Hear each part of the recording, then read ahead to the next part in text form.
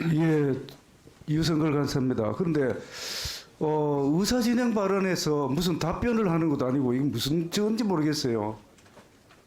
기본적으로 의사 진행 발언은 의사 진행에 관련되는 사항을 발언을 하시고 그다음에 내용에 관련되는 사항은 나중에 그 과정 속에서 질의 과정 속에서 정부의 답변도 듣고 그렇게 하는 게 맞다는 말씀을 먼저 드리고요. 저도 그날 그 당정협의 때 있었습니다만 기본 방향에 대한 거는 논의를 충분히 할 수 있는 거죠. 하고 그 후속 조치로서 정부가 법안을 내든지 또는 뭐 의원 발의를 하든지 해서 하고 난 뒤에 세부적인 사항은 국회에서 또 기획재정위원회에서 우리 또 조세소위에 관련된 세법과 관련되는 사항은 조세소위에서 당연히 논의해야 될 그런 사항이라는 말씀만 드립니다. 이상입니다. 예. 예, 이제 진행하죠, 장 의원님. 나중에 또 필요하시면.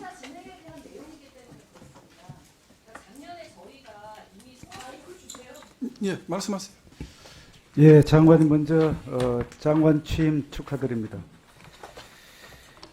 오늘 현안 질의 관련돼서는 뭐 현안이 한두 가지도 아니고 한데 오늘 대체적으로 봐서 주식 양도소득세 관련된 사항, 그다음에 또 금융투자소득세 내년 1월 1일부터 이제 2025년부터 시행하도록 되어 있는데 이 부분, 그 다음에는 태영건설 워크아웃 관련된 뭐 이런 여러 가지 있습니다. 그래서 저도 그 중에서 지금 굉장히 관심 사항이 되고 있는 주식 양도소득세, 주식 양도세하고 또 금융투자소득세 관련돼서 먼저 한번 여쭤볼게요.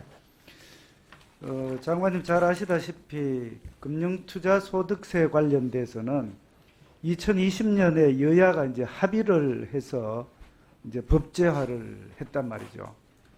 이제 그런데 이 부분이 그때 당시에 도입할 때의 우리 경제 상황하고 또 자본시장 상황, 뭐 주식시장 다 마찬가지겠죠. 그때의 상황하고 지금 상황하고 뭐가 달라졌는지를 먼저 설명을 좀 해야 될 것 같아요. 그렇죠? 네네. 그래서 그때는 이러이러해서 도입을 하려고 했지만 상황이 지금 그렇지 않다라는 게 돼야 될 것 같고요. 먼저 그 부분부터 간단하게 좀 설명을 한번 해주시죠. 네, 뭐 제가 아까 모두에 좀 말씀드렸는데 이제 2016년, 17년, 18년 요때하고 지금 이제 비교를 해보면 그 대외적인 여건 자체가 그때가 훨씬 좀 좋은, 그러니까 경기로 치면 그때가 좀 경기가 좀 올라가는 순환적으로 그렇게 되어 있고요. 지금은 훨씬 더 그때보다 그 금리도 높고 그다음에 대외 여건은 나쁘고 그리고 그다음에 어떻게 말하면 이제 좀 더 위기 상황이라고 볼 수 있는 부분이 있습니다. 그리고 그 당시 중간에 코로나 우리가 이제 위기 상황에서 그 부동산 또 시장에 돈이 많이 들어갔고 또 그때보다 지금 해외 투자나 그러니까 국가 간 자산 간의 어떻게 말하면 이동성이 훨씬 커졌습니다. 그러다 보니까 제가 뭐 그냥 지난번에 청문회 때 말씀을 드린 것처럼 금융소득과 관련된 그 관련 과세는 그냥 그 형평과세뿐만 아니라 그 여러 가지 그 금융 자산의 어떤 이동성, 자산 간 국가 간 이동성, 그리고 대내 경제 여건도 같이 종합적으로 봐야 되지 보는 게 제 개인적인 소신을 말씀드렸습니다. 그런 측면에서 저희가 뭐 판단을 한 걸로 이해를 구하겠습니다. 알겠습니다. 그래서 좀 전에 장관님 말씀하신 사항은 어떻게 보면은 굉장히 좀 영어로 해서 그렇습니다만 굉장히 브로드하게 뭐 일반적인 그런 사항인데 구체적으로 그렇게 해야만 할 그런 상황 변경이 있었다는 것을 좀 더 논리적이고 객관적으로 관련되는 통계라든지 이런 걸 가지고 좀 설명을 해 주셨으면 좋겠습니다. 네, 저희가 그렇게 자료를 하겠습니다. 네. 준비를 해 주시면 네, 그렇게 좋겠습니다. 하겠습니다. 그 다음에는 그 태영건설의 그 PF 부실 사태 관련돼서 여쭤보겠습니다.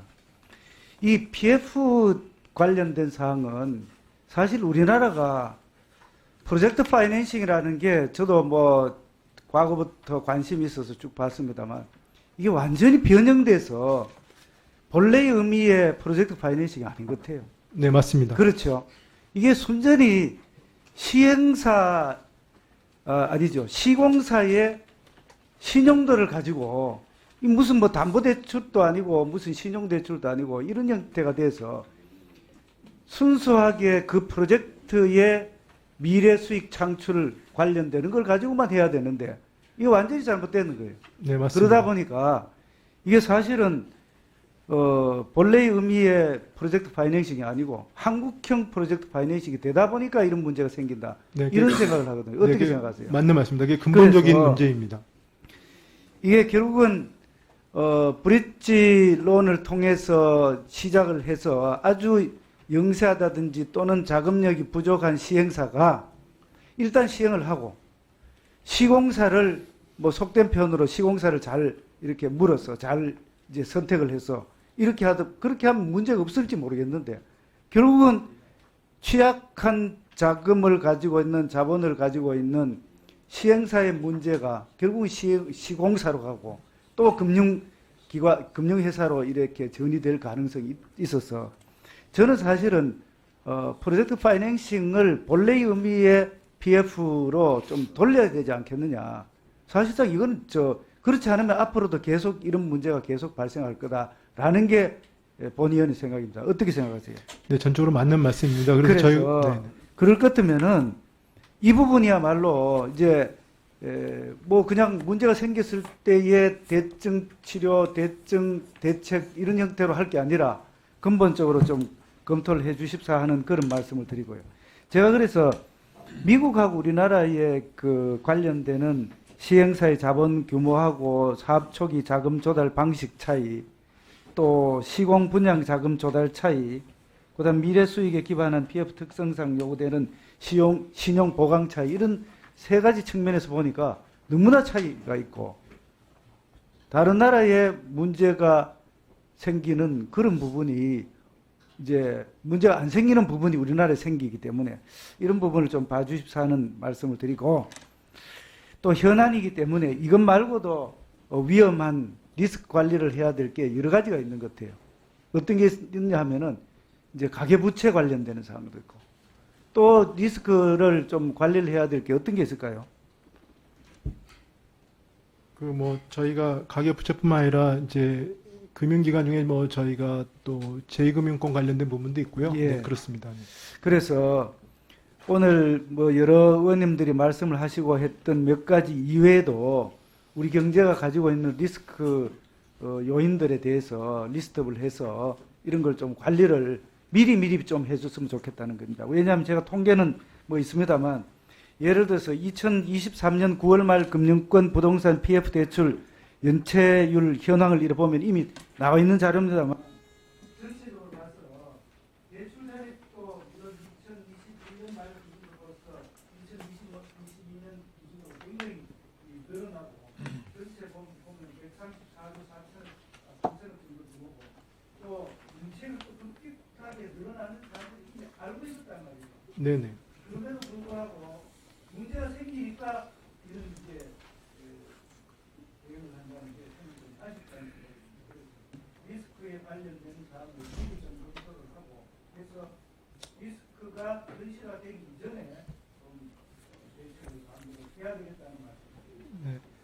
알겠습니다. 저희가 아무리 노력을 해도 부족하지만 이 부분은 작년부터 노력을 많이 해왔는데 지금 그래도 앞으로도 더욱더 열심히 하겠습니다. 예, 수고하셨습니다. 더 이상 질의하실 위원님께서 안 계시므로 이상으로 질의를 모두 마치도록 하겠습니다. 오늘 회의와 관련돼서 배준영 위원님, 이수진 위원님, 서영교 위원님, 유동수 위원님, 김태년 위원님으로부터 서면 질의가 있었습니다. 예. 또 우리 김주영 의원님 포함하겠습니다. 장혜영 위원님도 포함하겠습니다. 해당 소관기관에서는 답변서를 성실하게 작성하여 주시고 서면 질의 및 답변 내용은 모두 회의록에 게재하도록 하겠습니다. 이상으로 오늘 회의를 마치겠습니다. 위원님 여러분 수고하셨습니다. 부총리를 비롯한 관계 공무원들과 수석 전문위원을 비롯한 위원회 직원 그리고 보좌진 여러분들도 모두 수고 많으셨습니다. 사퇴를 선포합니다. 자, 수고하셨습니다.